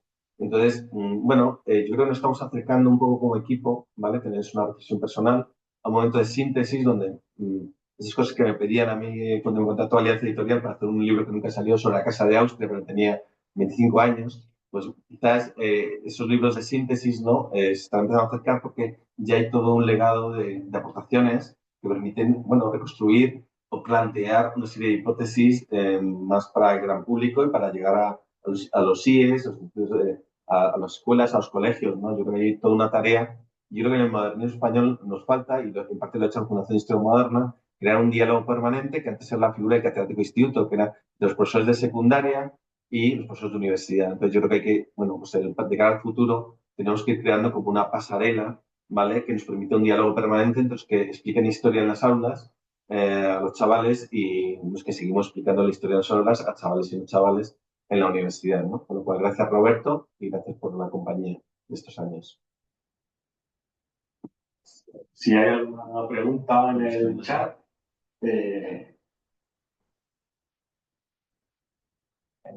¿No? Si no, pues cerramos. Creo que vamos bien de tiempo. Sí. Sí, bueno, pues muchas gracias a todas y a todos, como recuerdo diciendo. He conseguido, creo que mi hermano Nacho no se duerma, que está hablando en ese fila. Es una broma que nos estamos mutuamente, con lo cual no es porque haya cabeceado, que haya conseguido no cabecear, pero bueno, pues que muchas gracias a todos los que estéis aquí, ¿vale? Tanto familia como familia ampliada. Y nada, pues un gusto, bueno, de nuevo gracias Mario, gracias Alberto por haberme incluido en esta galería de ilustres. A mí me sonrojó mucho cuando me llegó la invitación. Creo que no lo merezco, pero bueno, sí, pero a lo mejor como grupo, como equipo, sí que merecemos amplificar un poco los logros colectivos, ¿no? Corales que hemos llevado a cabo. Gracias.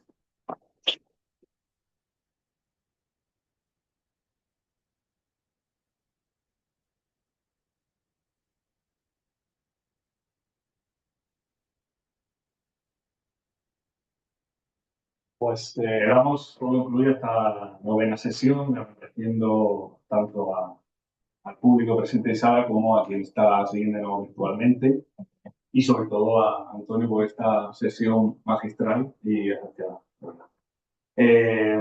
La siguiente sesión será el miércoles que viene. El 5 de marzo. El 5 de marzo, sí, de 4 a 6, con el profesor Christopher Stoll. Y bueno, tendremos tiempo de hablar de nuevo sobre esa transición Carlos II-Felipe V. Aclarar que será una sesión en inglés. Y por tanto, bueno, esta sesión también estará disponible en la página web de Alan Rex, ha quedado grabada y se podrá revisar. Muchas gracias. Muchas gracias. Hasta miércoles.